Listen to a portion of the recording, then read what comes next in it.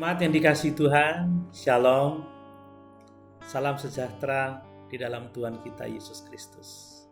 Mari kita bersama-sama belajar ciri kelima dari gereja yang sehat, yaitu gereja yang menjadi tempat persekutuan yang penuh kasih di antara orang-orang percaya untuk saling membangun dan menyehatkan.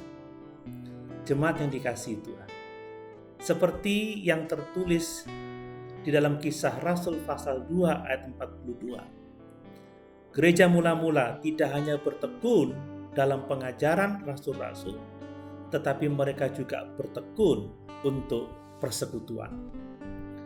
Dalam Kisah Para Rasul pasal 2 ayat 46, Lukas melaporkan demikian: dengan bertekun dan dengan sehati, mereka berkumpul tiap-tiap hari dalam bait Allah.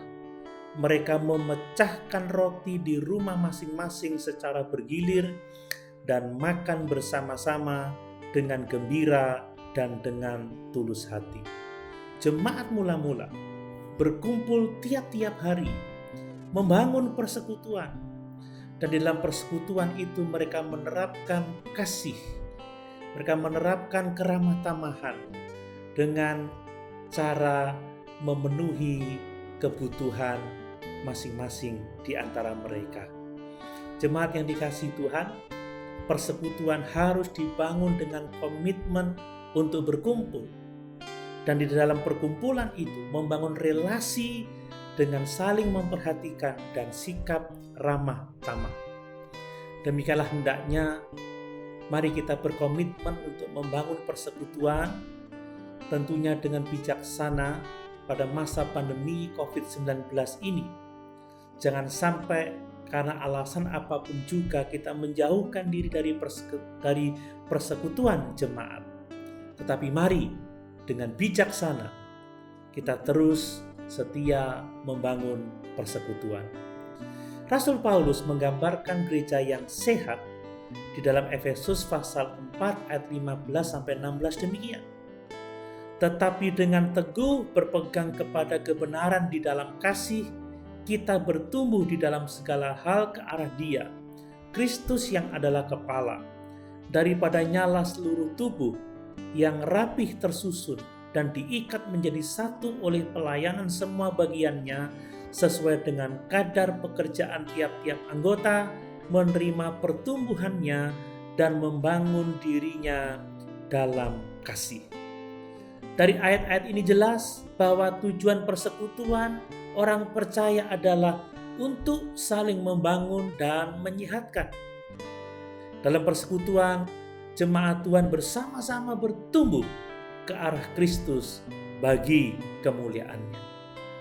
Jemaat yang dikasihi Tuhan, berikut ini adalah ayat-ayat berkenaan dengan persekutuan orang percaya untuk saling membangun dan saling menyehatkan di dalam iman. Dalam Roma pasal 12 ayat 5 dan ayat yang ke-10, demikian firman Tuhan. Ayat 5, demikian juga kita, walaupun banyak adalah satu tubuh di dalam Kristus, tetapi kita masing-masing adalah anggota yang seorang terhadap yang lain. Ayat 10, hendaklah kamu saling mengasihi sebagai saudara dan saling mendahului dalam memberi hormat. Jelas bahwa sebagai orang percaya kita adalah satu tubuh. Kita adalah anggota seorang terhadap yang lain, dan sebagai tubuh Kristus kita harus saling mengasihi sebagai saudara dan saling membangun dan menyehatkan di dalam iman. Dalam Roma pasal 15 ayat 5, ayat 7 dan 14, demikian firman Tuhan. Ayat 5, semoga Allah yang adalah sumber ketekunan dan penghiburan mengaruniakan kerukunan kepada kamu sesuai dengan kehendak Kristus Yesus. Ayat 7, sebab itu terimalah satu akan yang lain, sama seperti Kristus juga telah menerima kita untuk kemuliaan Allah. Ayat 14, saudara-saudaraku, aku sendiri memang yakin tentang kamu, bahwa kamu juga telah penuh dengan kebaikan dan dengan segala pengetahuan dan sanggup untuk saling menasihati.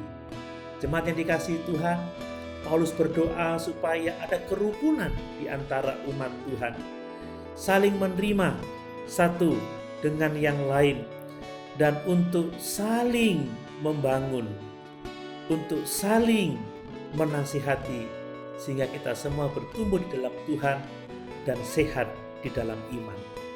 Dalam Galatia pasal 5 ayat yang ke-13, Rasul Paulus juga menuliskan demikian. Saudara-saudara, memang kamu telah dipanggil untuk merdeka, tetapi janganlah kamu mempergunakan kemerdekaan itu sebagai kesempatan untuk kehidupan dalam dosa, melainkan layanilah seorang akan yang lain oleh kasih.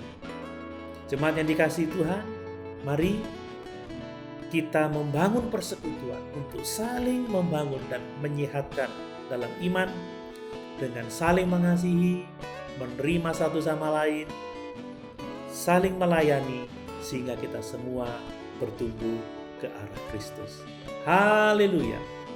Tuhan Yesus memberkati.